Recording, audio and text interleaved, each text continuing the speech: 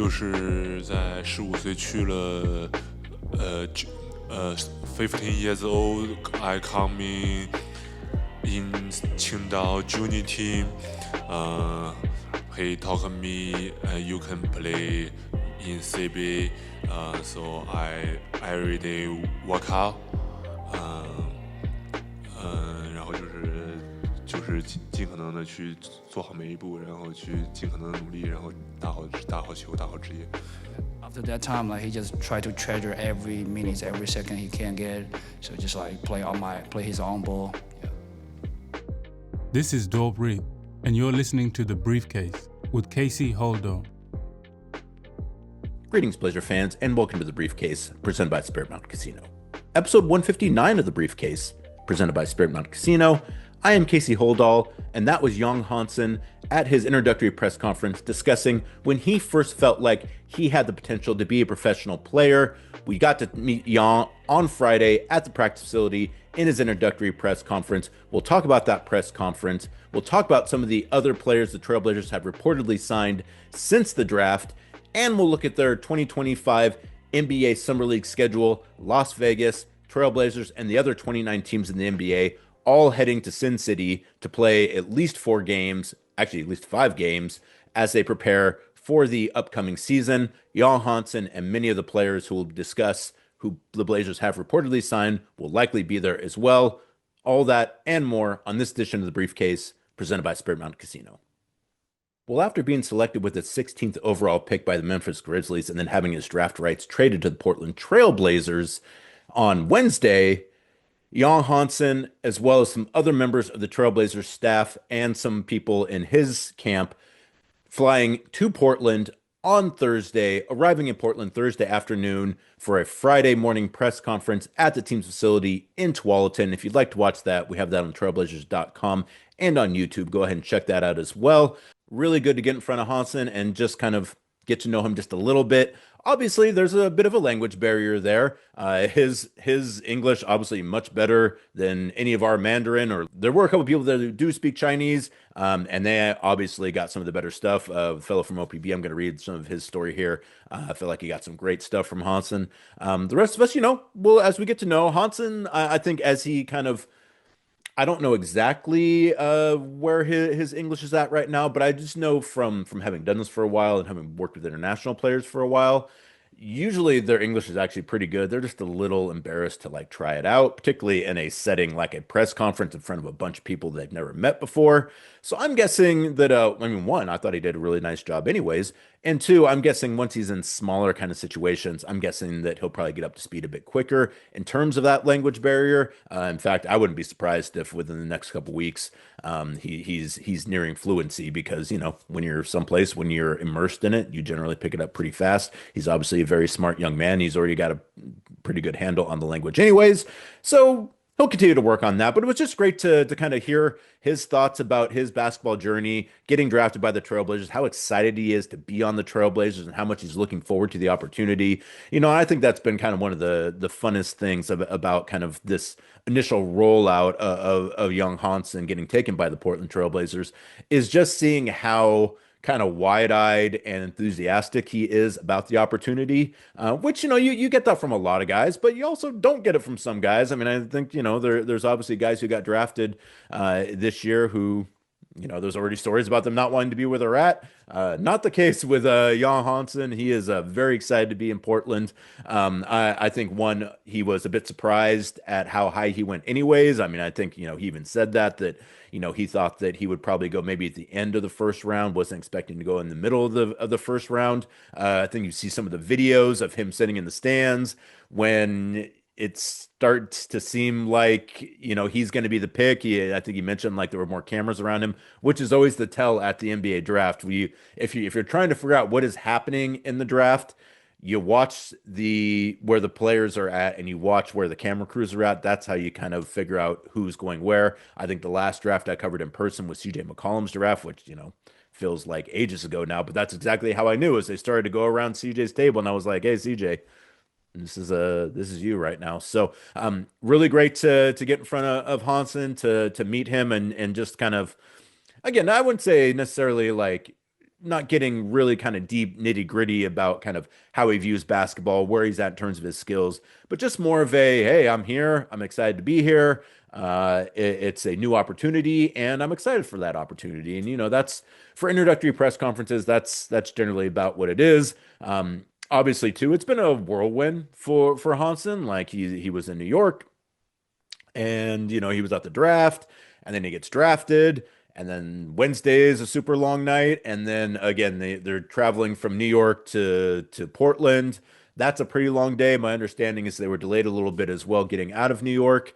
And then first thing you're in Tualatin, meeting kind of your new family in a lot of ways, your new occupation, your new coworkers, the coaches, the staff. So that's a lot to get thrown in on just a couple of days, and particularly when you're coming from another country, and there's a bit of a language barrier as well. That can be a little tiring as well. But I thought that Hansen did a great job, and I also feel like too, like after the initial shock of kind of the Trailblazers selecting Hansen, it feels to me like there's a lot of enthusiasm about the pick, which I'm really heartened by to see. It seems to me, at least, kind of judging from the reaction. I mean, yeah, there's some people that are like, yeah, I wish we had done this, that, the other thing, and that's every draft.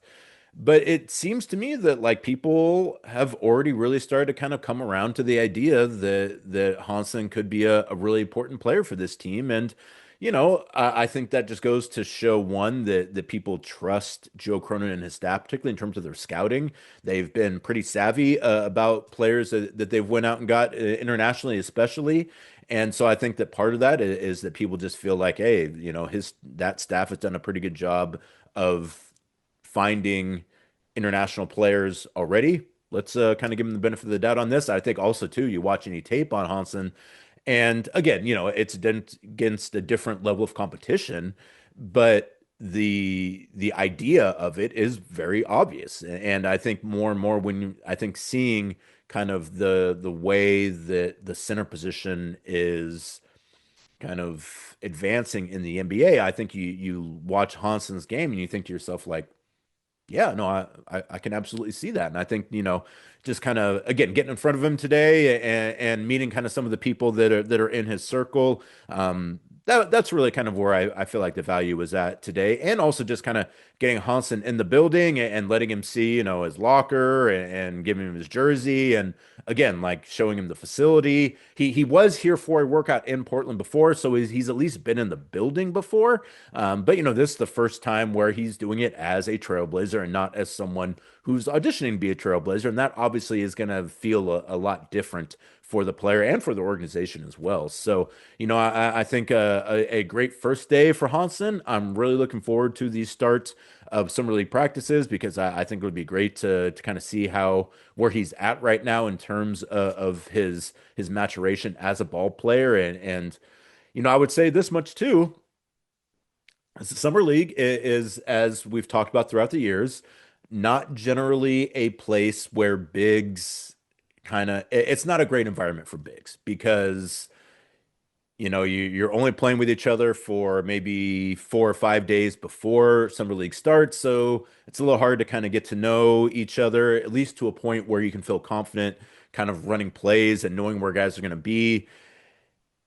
Guys are trying to get contracts, so sometimes the perverse incentives of guys thinking that they need to score and less kind of playing within a team environment, which is actually how you get contracts, folks. If any of you Summer League guys happen to be watching this podcast right now, let me tell you, with 20 years of experience, I can tell you that you're much better off being a team guy who tries to get other guys involved at Summer League than a guy who just scores a bunch of buckets, because there's a lot of guys who are able to do that. That's not really what teams are looking for. They want a guy who can come in and accept a role on their team, particularly as a Summer League guy.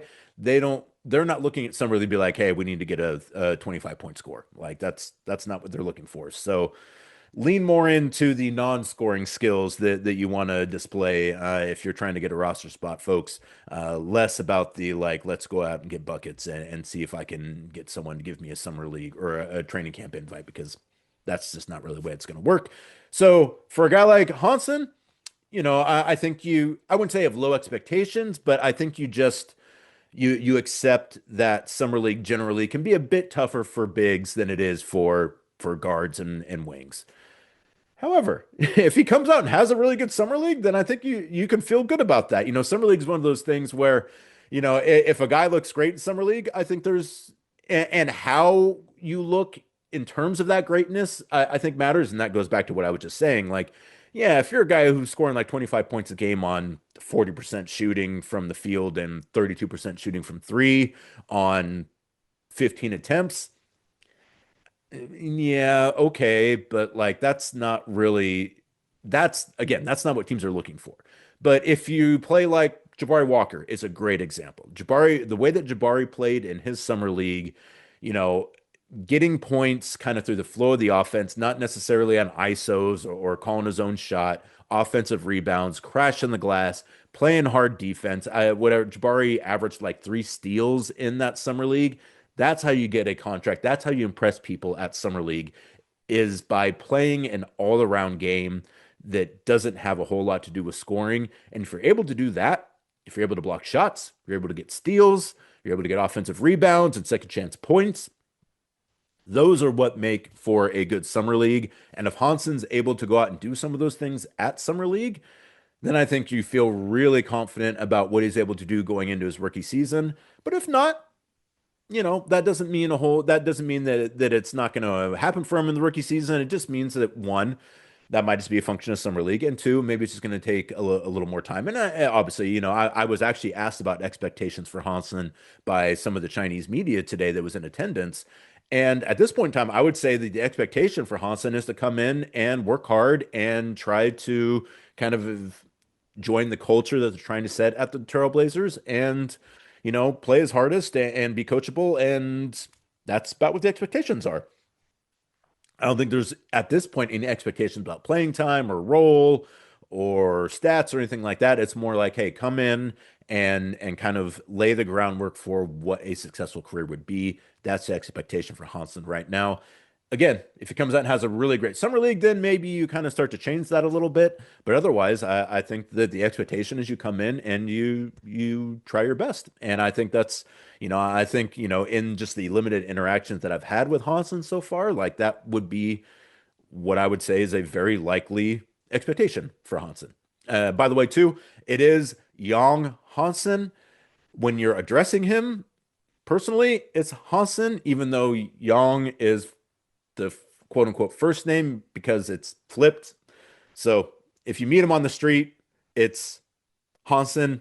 Back of his jersey is going to say Yang because even though it's listed first, even though it's Yang Hansen, it's flipped from kind of what we're accustomed to in the States in terms of name nomenclature. So if you see him on the street, call him Hansen.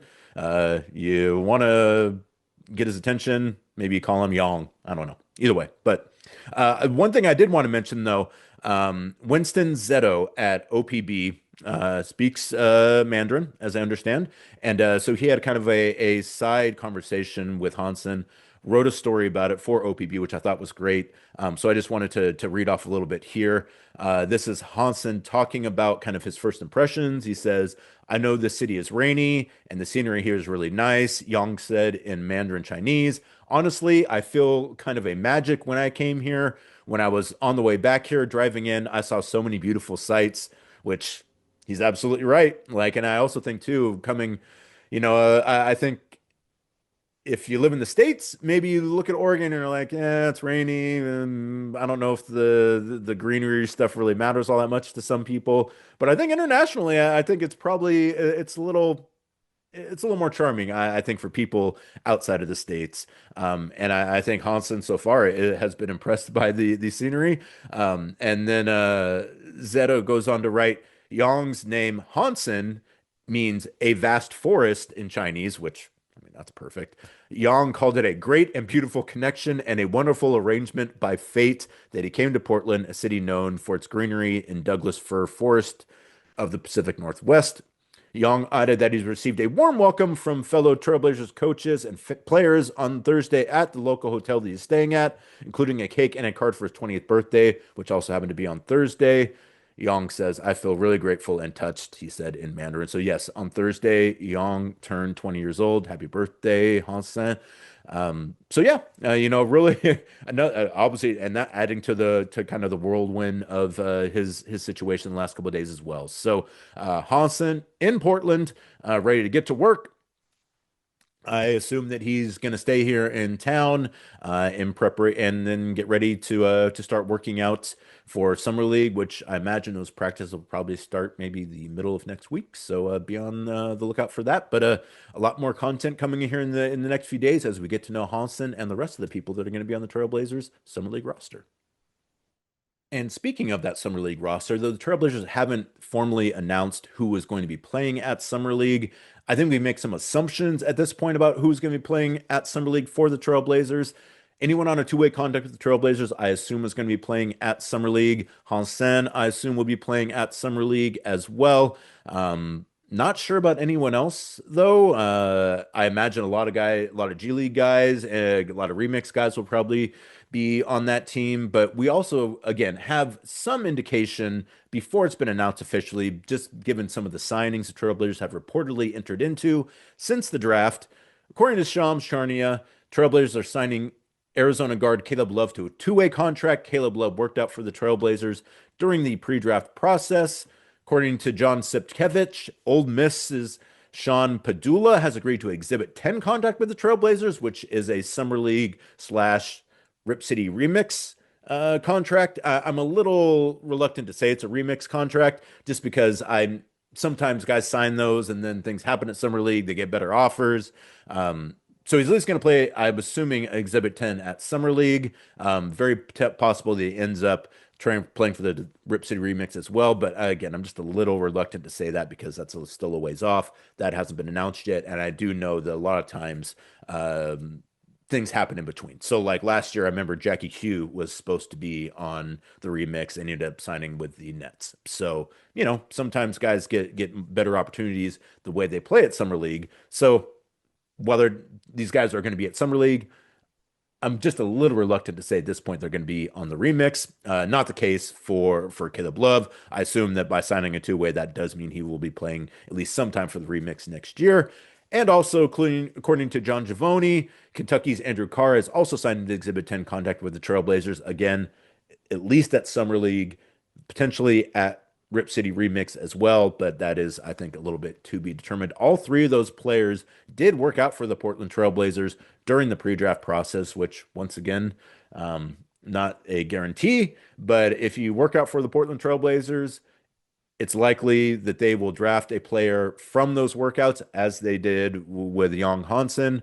And if you're looking for a two-way or an Exhibit 10, a Summer League contract, a G League contract, if you have a workout with the Trailblazers, it seems like it vastly improves your chances of getting one of those contracts. Just to run it down here real fast, Caleb Love, who played 5 seasons in the NCAA, first 3 with North Carolina, last 2 at Arizona. His last season at Arizona, 37 games, all starts, 17.2 points on 40% shooting from the field, 34% shooting from 3, 89% shooting from the free throw line, 4.4 rebounds, 3.4 assists, 1.2 steals in 34.1 minutes per game. Sean Padula played his first 3 seasons at Virginia Tech, finished up his his collegiate career at Ole Miss, where he averaged 15.4 points on 44% shooting from the field and 40% shooting from 3. 83% shooting from the free throw line, 3.8 assists, 3.5 rebounds, and 1.9 steals.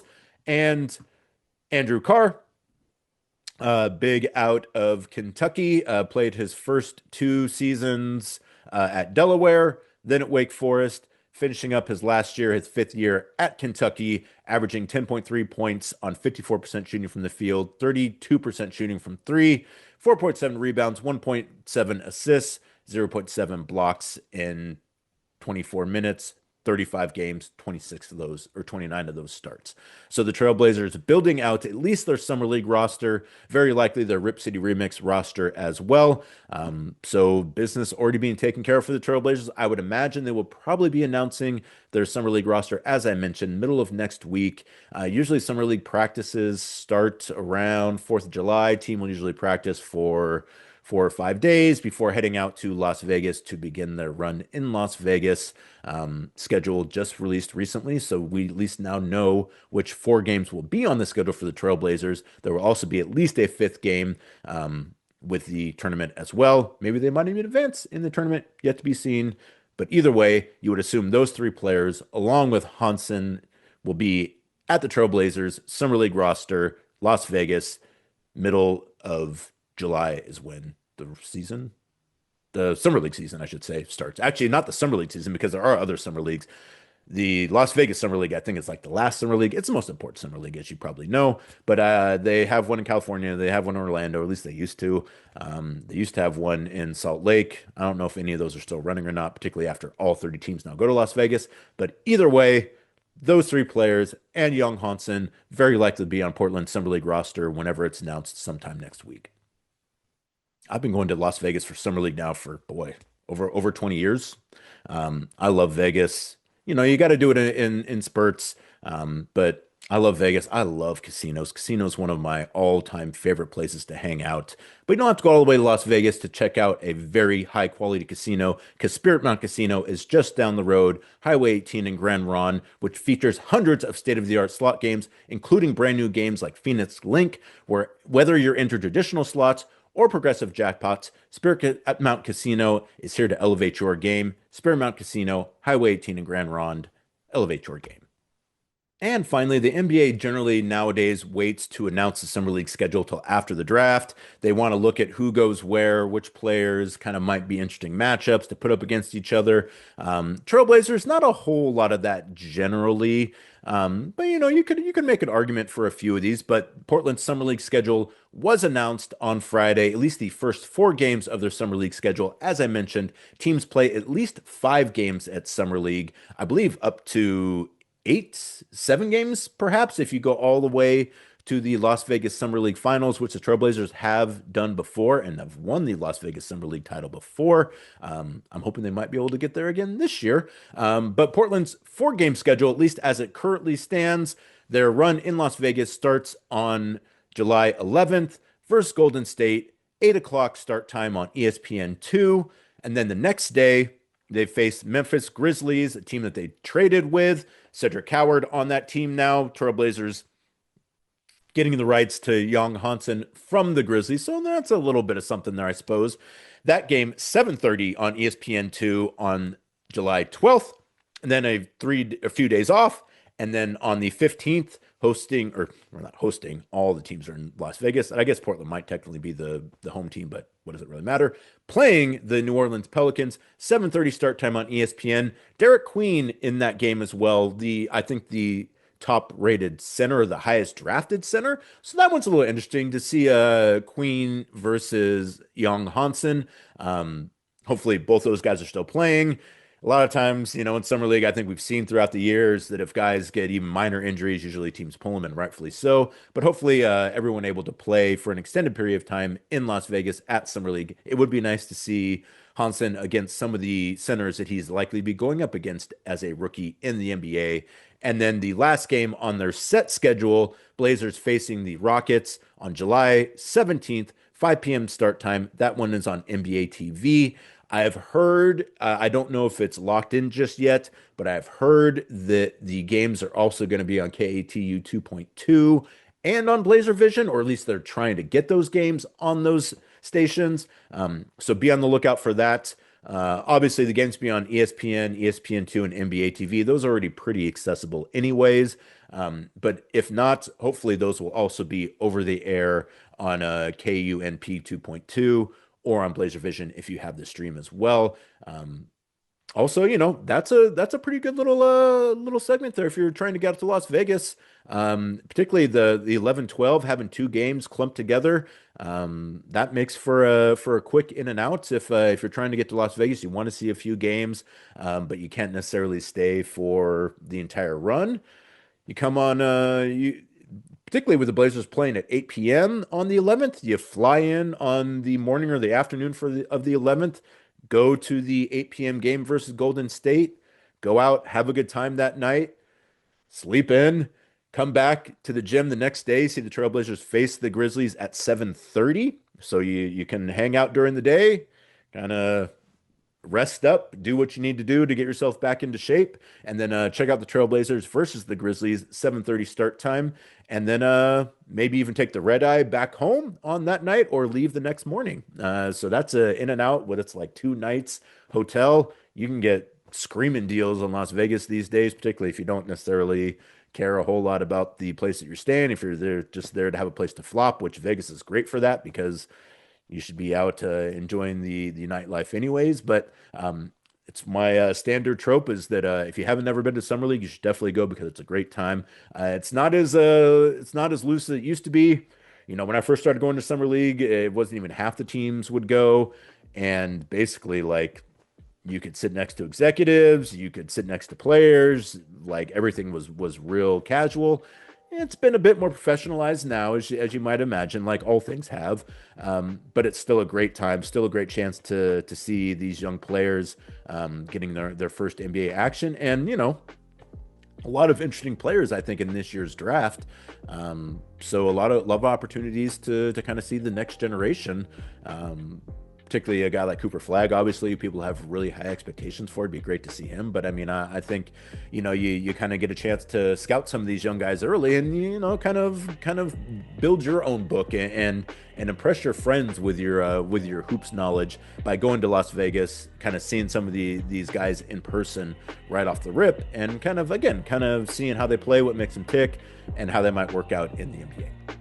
And that's going to do it for this edition of The Briefcase. Thank you so much for joining me. As always, new editions next week as we prepare for Summer League and then heading out to Las Vegas middle of not next week, but the week after that. I will be in Las Vegas for the first 4 games of Summer League. And heck, maybe if we're really looking sharp, maybe I'll extend my stay for a little bit longer. You should head out to Vegas, though.